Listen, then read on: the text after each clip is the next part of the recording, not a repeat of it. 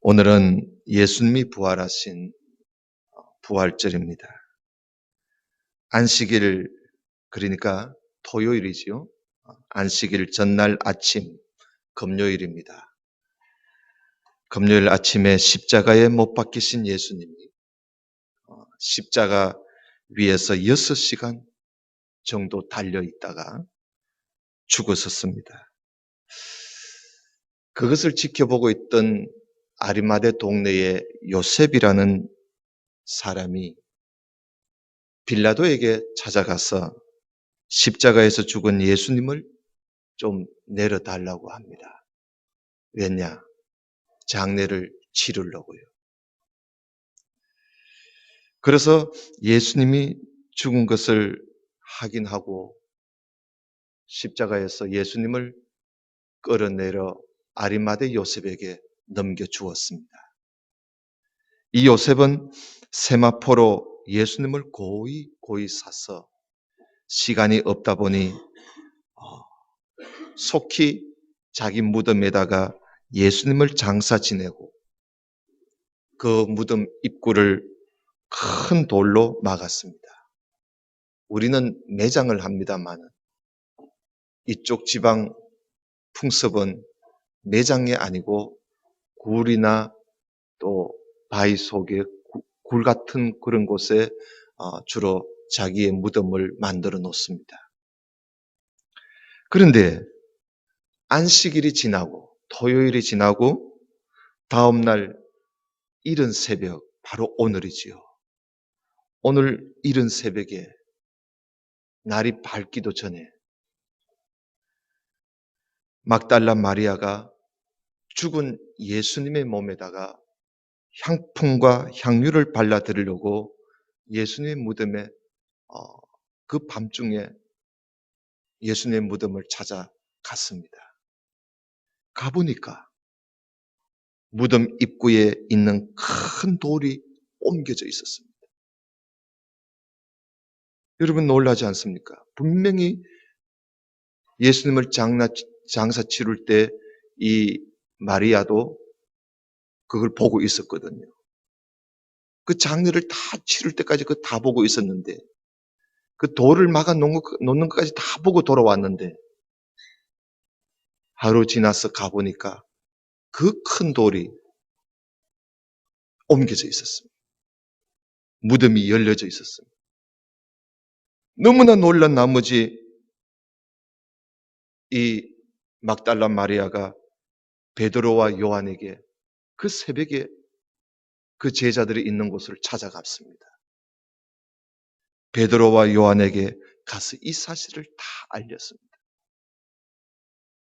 베드로와 요한은 새벽에 찾아온 막달라 마리아에게 그 소리를 듣고는 정신없이 누웠던 자리에서 일어나서 예수님이 무덤이 있는 곳으로 곧장 달려갔습니다. 가보니까 정말 무덤 입구에 있던 돌은 옮겨져 있고 무덤 안에는 예수님을 샀던 그 세마포와 예수님의 그 시신의 머리에 샀던 그 수건만 고스란히 거기에 남겨 있고 예수님은 없어졌습니다. 아직까지 그들은 죽은 예수님이 살아나셨다고는 생각하지 못했던 것이지요. 누가 죽은 예수님의 시신을 가져간 줄로 생각했습니다. 누가 가져갔는가? 왜 하필 세마포와 수건은 놔두고 시신만 달랑 끄집어내서 가져갔는가? 누가 가져갔는가? 다시 살아났었다는 것에 대해서는 생각지도 안 했습니다. 누가 가져간 줄로만 생각했습니다. 그 집으로 돌아왔습니다. 무덤에 홀로 남아있던 막달라 마리아는 그 광경을 보고 도대체 누가 가져갔단 말인가? 거기에서 푸석 주저앉아서 한없이 울고 있었습니다. 한참 동안 울다가 무덤 안을 들여다 보았습니다. 그런데 무덤 안에는 흰 옷을 입은 두 천사가 예수님을 뉘어놨던 그 자리에 하나는 머리편에 서 있고 하나는 예수님이 누웠었던 그 발편에 그 천사가 앉아 있었습니다. 너무나 놀라서 보고 있는데 그 천사들이 마리아에게 왜 그렇게 우느냐 하고 물어봅니다. 왜 우느냐? 그래서 마리아가 엉엉 울면서 사람들이 내 주님을 옮겨다가 어디에 두었는지 내가 알지 못해서 이렇게 울고 있습니다. 도대체 누가 가져갔습니까? 그러고 있는데 바로 마리아 뒤에 예수님이 서 계셨습니다. 그러나 마리아는 예수님이 살아나리라고는 그도 생각지 않았기 때문에 조금이라도 생각했더라면 내 뒤에 서 계시는 분이 예수님이라는 것을 금방 알아챌 텐데 그 생각은 전혀 하지 않았기 때문에 그래서 예수님이 자기가 돌아섰을 때 바로 자기 앞에 예수님이 서 계시는데도 하물며 마리아는 예수를 알아보지를 못했습니다. 단지 힐끗 보면서 그가 이 동산을 지키는 사람인 줄로만 알았던 것이지요. 그래서 예수님이 마리아에게 여자여 어찌하여 울며 그리고 누구를 찾느냐 하고 예수님이 물어보았습니다. 그런데도 이 마리아는 그가 예수님인 줄은 정말 모르고 있었습니다. 동산을 지키는 동산지기인 줄만 알았습니다. 그래서 동산지기인 줄 알고 당신이 예수님을 옮겼거든 어디에 옮겼는지 알려만 주라. 내가 가지러 갈 테니 어디에 옮겨놨는지 나한테 좀 알려달라고 막 울면서 매달립니다. 그래서 예수님이 다시 마리아를 부르십니다. 마리아야, 마리아야. 그때야 자기 앞에 서서 자기를 부르시고 자기에게 말씀하시는 그분이 바로 예수님이시다는 사실을 마리아가 그때야 눈이 열려서 아래채게 되었습니다. 그래서 그분이 예수님이라는 그 사실을 알고는 예수님을 붙잡았습니다. 아마 어디 가실까봐 겁이 났던 모양이지. 붙잡았습니다. 그래서 예수님이 마리아에게 말씀을 하십니다. 자, 무슨 말씀 하시는가 한번 보십시다. 20장 17절입니다. 다 같이 보시기 바랍니다. 예수께서 이르시되 나를 붙들지 말라. 내가 아직 아버지께로 올라가지 아니하였노라. 너는 내 형제들에게 가서 이르되 내가 내 아버지 곧 너희 아버지 내 하나님 곧 너희 하나님께로 올라간다고 해라. 예수님께서 마리아에게 죽었다가 부활하신 예수님이 곧 하늘로 올라가실 것을 제자들에게 빨리 말해 주라는 것입니다.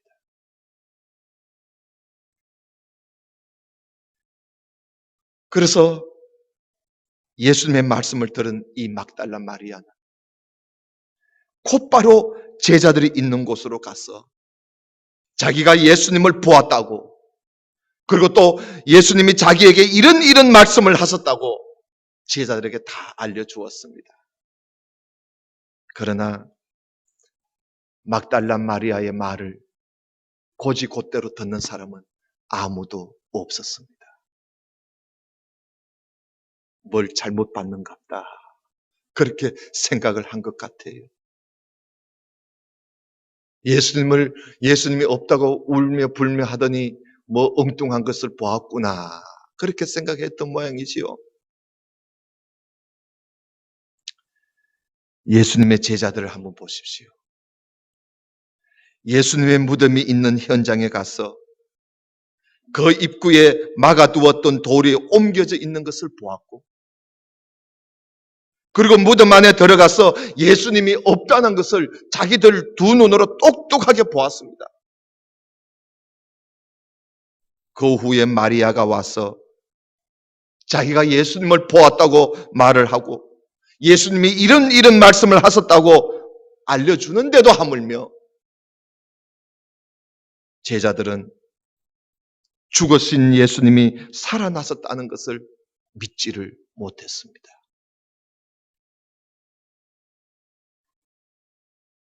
그동안 예수님을 따르면서 예수님으로부터 인자가 죽은 자 가운데서 다시 살아나리라 하는 말씀을 몇 번이나 들었음에도 불구하고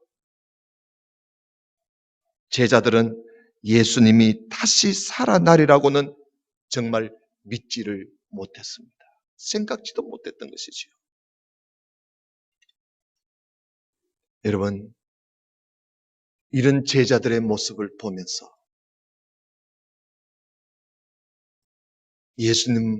부활하신 예수님을 죽었다가 다시 사셨다는 이 사실을 여러분 믿는다는 것이 지금 우리가 생각해 보면 제자들이 무슨 사람들이 좀 그동안 뭐 했느냐? 뭐 들었느냐? 그렇게 하는데도 믿지 못하고 바보들 아니냐? 멍청이 아니냐? 여러분 우리가 그렇게 말을 할 수 있을런지는 몰라도 정말 이 사실을 믿는다는 것은 정말 어려운 일입니다. 저는 오늘 여러분들에게 묻고 싶습니다. 예수님의 부활을 진정으로 믿으십니까?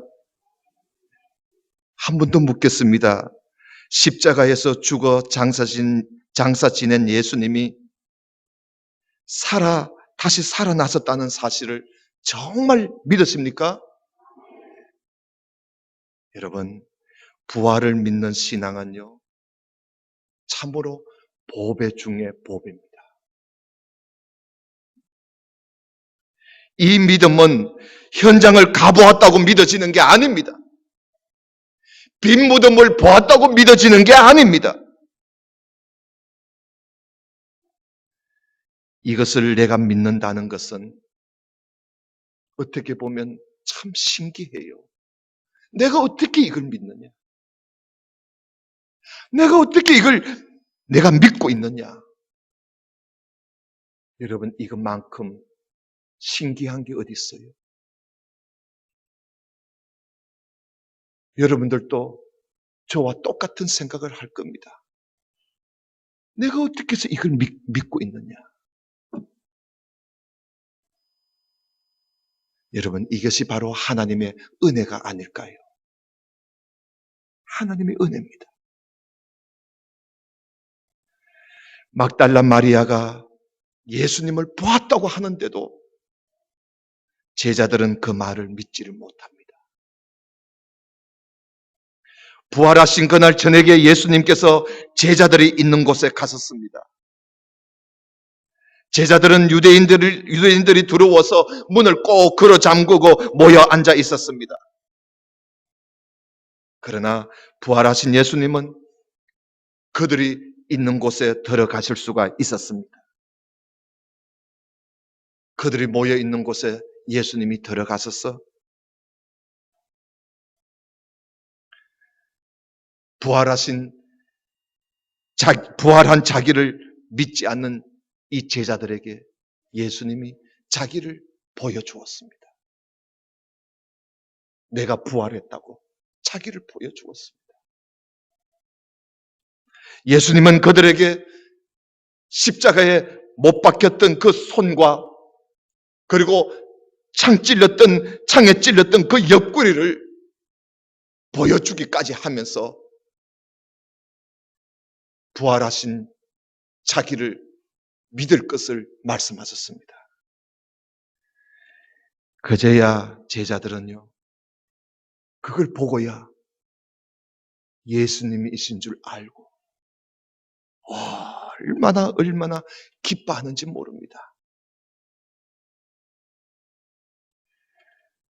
그리고는 부활하신 예수님은 그렇게 기뻐하는 제자들에게 곧 이어서 말씀을 하시는데 무슨 말씀을 하셨는가? 이들을 파송하는 그런 말씀을 예수님이 하십니다. 여러분 그 말씀을 한번 또 보겠습니다. 21절입니다. 20장 21절에 예수께서 또 이르시되 너희에게 평강이 있을지어다. 아버지께서 나를 보내신 것 같이 나도 너희를 보내노라. 이 말씀을 하시고 그들을 향하사 숨을 내쉬며 이르시되 성령을 받으라. 너희가 누구의 죄든지 사하면 사하여질 것이고 누구의 죄든지 그대로 두면 그대로 있으리라.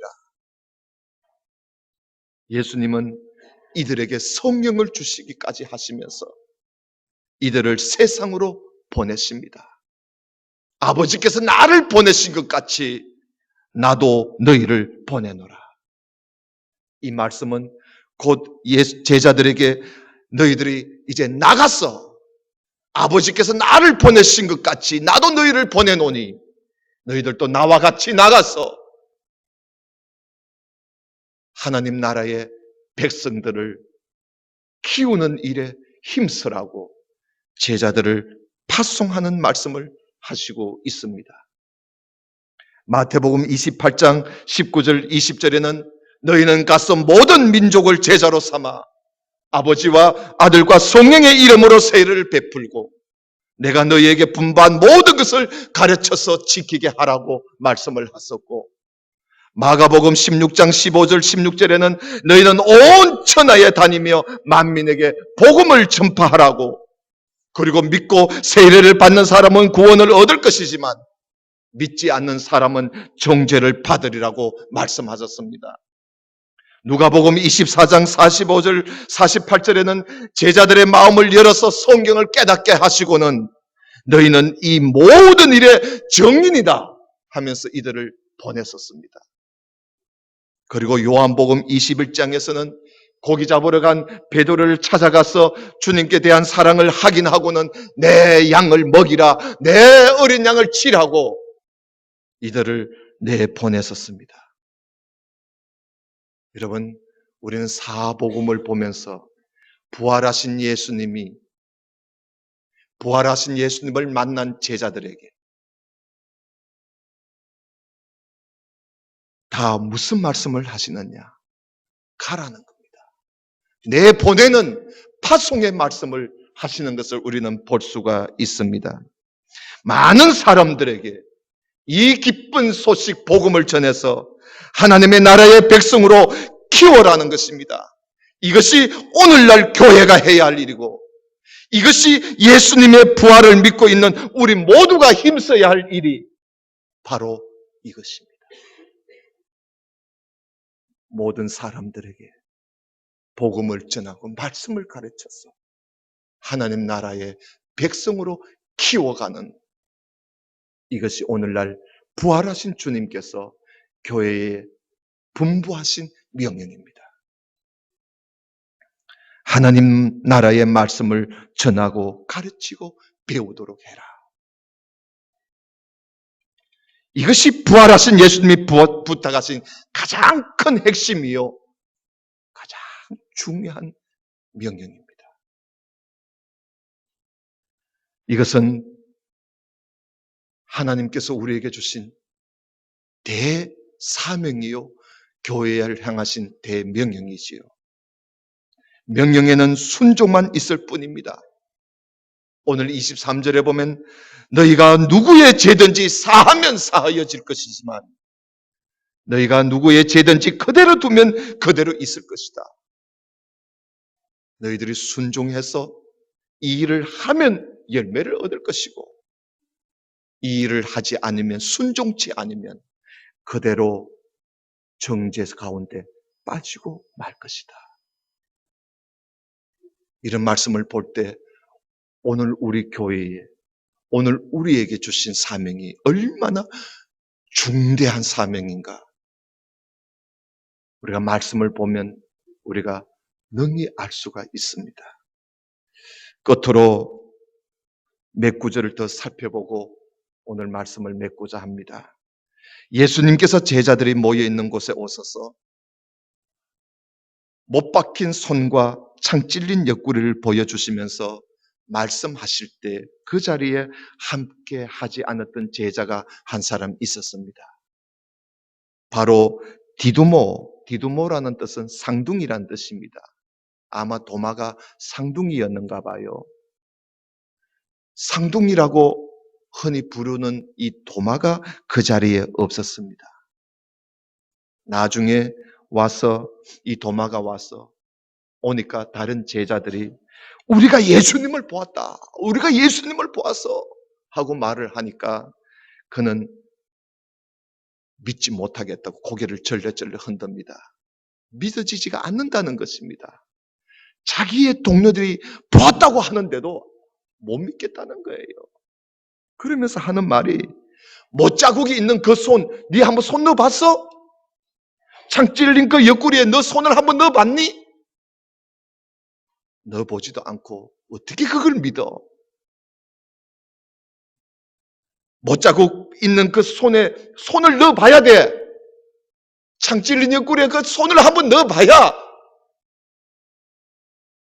내가 그렇게 해보고 나는 믿지 안 그러면 내가 너희들 말만 듣고는 내가 못 믿겠다는 겁니다. 그리고는 일주일이 지났을 즈음에 예수님이 다시 제자들이 모여있는 곳에 오셨습니다. 그날 또 이 제자들은 유대인들이 겁이 나서 문을 잠그고 있었는데 부활하신 예수님께서 그 가운데 들어가셨습니다. 마침 그 자리에 도마가 있었습니다. 예수님은 도마에게 아마 도마를 만나러 오신 것 같아요.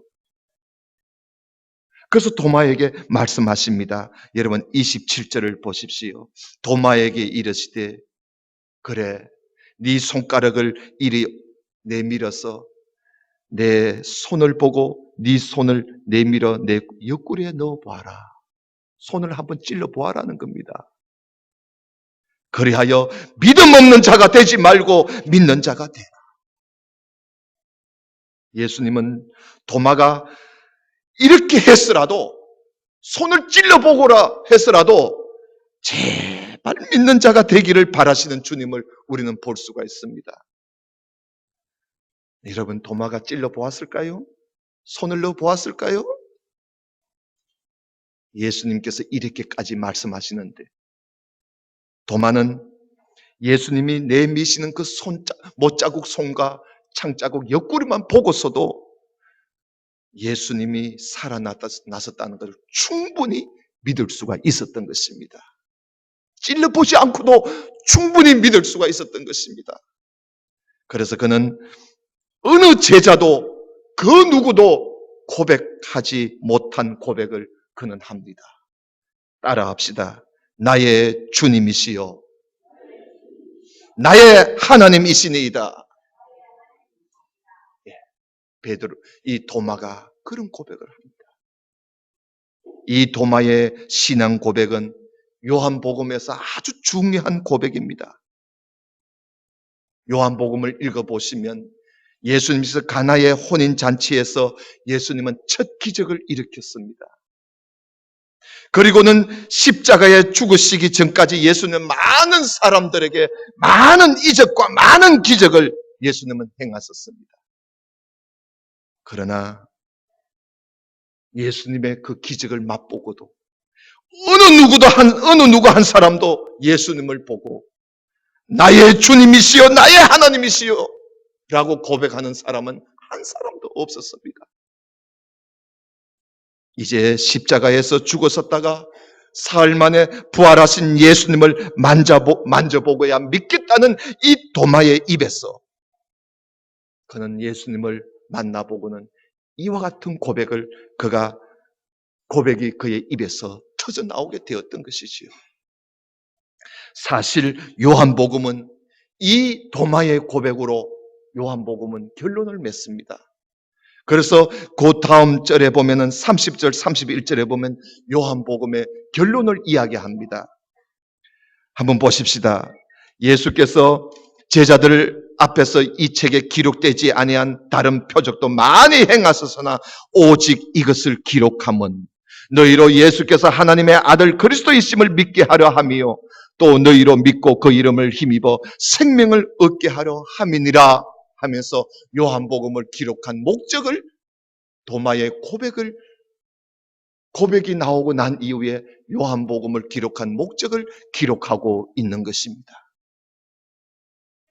사랑하는 성도 여러분, 도마의 신앙 고백을 들은 예수님은 도마의 신앙 고백을 듣고는 이렇게 말씀하십니다. 너는 나를 본고로 믿느냐? 너는 나를 본고로 믿느냐? 보지 못하고 믿는 자들은 복되도다. 보지 못하고 믿는 자들은 정말 복 있는 사람이라는 겁니다. 바로 오늘 우리를 두고 하시는 말씀 아닐까요? 부활하신 예수님을 보지 않고도, 예수님의 빈 무덤을 보지 않고도 예수님이 다시 사셨다는 것을 믿는 우리야말로 정말 복 있는 사람이지요. 복 있는 사람이지요. 복을 받은 사람입니다. 이미 우리는 엄청난 복을 받은 사람들입니다. 오늘 도마가 예수님을 보고 믿으면서 고백했던 이 고백, 나의 주님, 나의 하나님이라는 이 고백이 오늘 우리 모두의 고백이 될 수 있기를 주님의 이름으로 축원합니다. 다 같이 기도드립시다. 아버지 하나님 감사합니다. 너는 나를 본고로 믿느냐? 보지 못하고 믿는 자들은 복되도다고 주님이 말씀하셨습니다. 오늘 여기 모인 우리 모든 성도들은 주님을 보지 않고도, 주님의 못자국 있는 손을 보지 않고도, 창에 찔린 자국이 있는 옆구리를 보지 않고도, 빈 무덤을 보지 않고도 예수님이 다시 사셨다는 사실을 믿는 우리야말로 하나님은 복을 받은 사람이라고 말씀을 하십니다.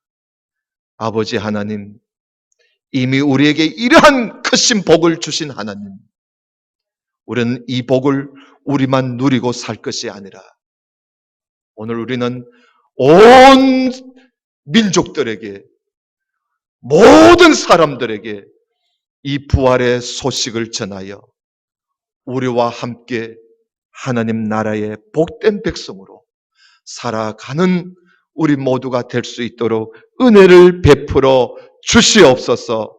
하나님께서 우리에게 주신 이 복을 항상 감사하며 우리 하나님께서 우리에게 말씀하신 바대로 순종하며 사는 우리 모두가 되게 해 주시옵소서.